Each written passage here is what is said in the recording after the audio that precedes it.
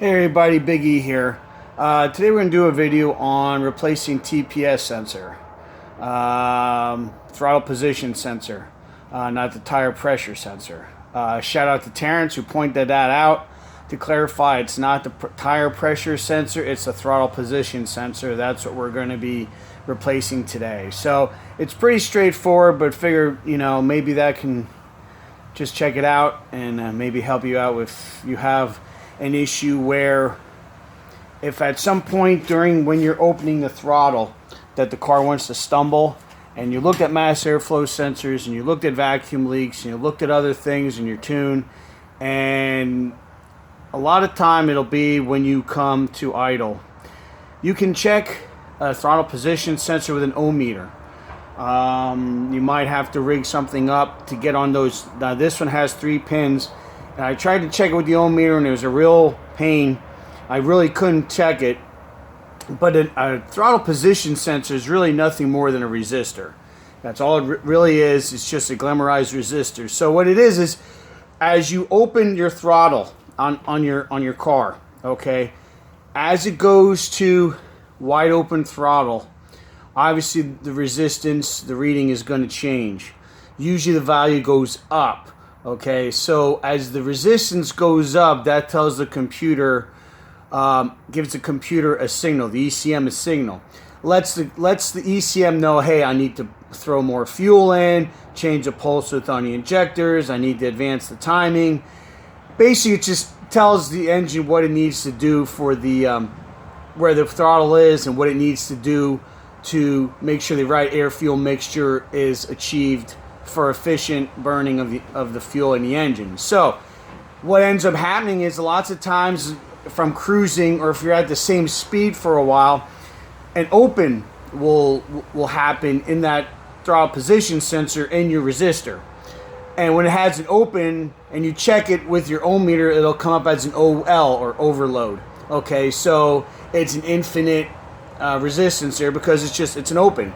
So what will happen is the computer will read that as a whole, and the car might stall, stumble, whatever, until you get past that position. But when it's at that certain position, the car might stall, stumble, act up. Okay, so what you can do, you can check it with the ohm meter. If you find you have an open, you need to replace the sensor. So here's a quick run through of replacing the T.P.S sensor, throttle position sensor on the Camaro. Okay, so here we go. So the throttle position sensor, it's going to be, no matter what car you have, it's going to be near where your throttle plate is. Follow your throttle cable, okay, and look for your butterflies. And you're going to see there should be a sensor with a wire going to it. Now let me take the first thing you need to do very carefully. Use a small screwdriver, but very carefully. There's a tang on there. You just want to turn that tang enough that you can take that connector off. Now it's probably hard to see, but there's a tang there, and there's 3. This one has a 3-wire connector to it. Okay, while you have that apart, look in there. Make sure none of the pins or terminals are bent, nothing looks deformed. Make sure everything looks uniform, like nothing's damaged. So check your weather pack connector. Make sure there's no tears or rips or anything in there. So this one looks good because you don't want any weather getting in there, because if you get water in there, it's going to cause a whole mess of problems. So this one looks good.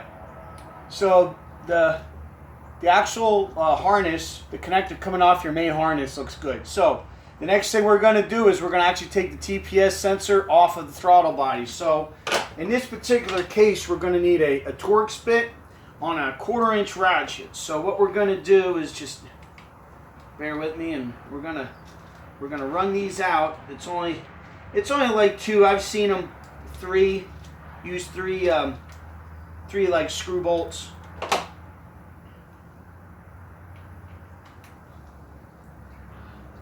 So we'll run those out.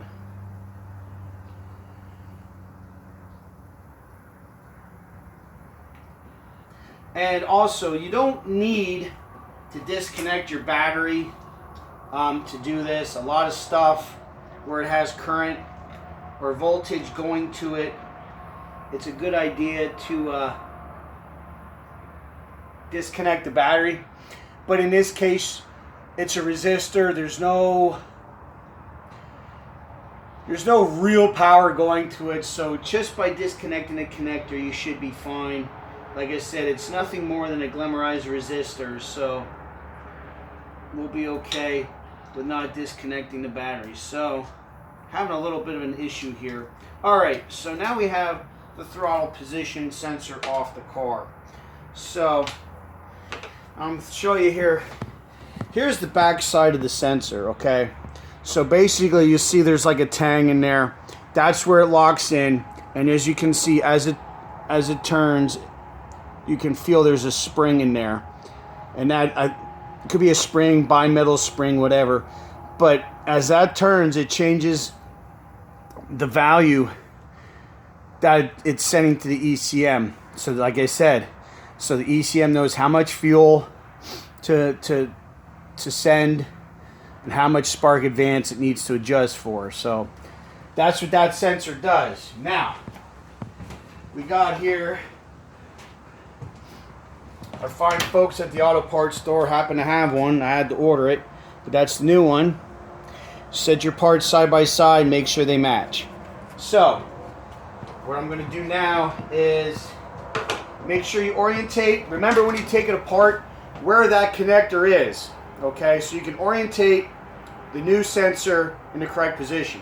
So, the sensor was pointing, the connector was pointing out this way, so we make sure that that's the position we have it in.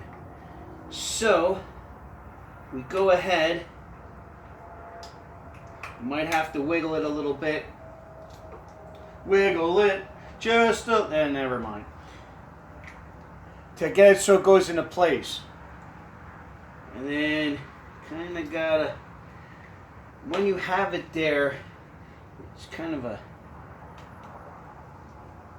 so then you find the one, just start it, get it finger tight, okay, because you gotta make sure that the other bolts, screws line up, so you don't want to tighten it all the way down till you get all the bolts or the screws in there finger tight.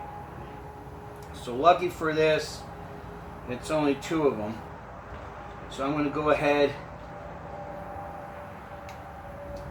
and tighten this up.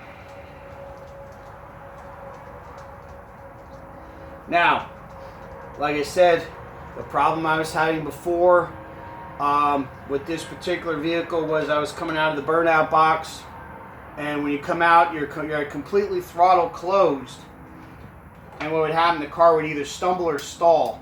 So, like I said, the other day we made some adjustments on the timing. I already, my earlier video I did, we replaced the idle air control motor on here, and it did make a big difference. So I'm just doing this to replace everything that has to do with the idle. That way I know it's not a sensor. That way if it does it now, it's got to be timing or something else. So anyway, back to what we're doing. We have those tight. Okay, those bolts are tight. Yeah, don't forget to put your electrical connector in, and very carefully. You want to kind of, again, it's a finesse thing. You don't want to go in there when you're pissed off or you're in a rage and bend pins, because you bend pins, you're really going to have a problem. You're going to have an electrical nightmare. So what you want to do is line that thing up. I don't know if you heard that. You heard it snap. I gave it a light push with the edge of my thumb, and you heard it snap and go in there. And so that's the installation for that. Like I said, it's pretty straightforward. It's not rocket science. But like I said, I just figured I would explain a little bit what a throttle position sensor does, how it works, the theory behind it, how you can replace it. Like I said, just make sure that the backside where the piece that turns with the tab, make sure that's locked in to the actual butterfly where the shaft comes out, or whatever it uses to read throttle position mechanically. You want to make sure that that's indexed in there, so that way everything's all zeroed out and the way it should be, so that way when you hit the loud pedal, it can tell the computer the correct signal, get the correct amount of fuel and spark advance, and the car should run and work pretty nice for you. So anyway, I believe that's all for today. Hopefully learned a little something. If not, maybe at least be entertained. And we'll see if that cures some problems I'm having here with the old 383. So everybody take care of each other. Watch out for each other. Give your kids an extra hug today.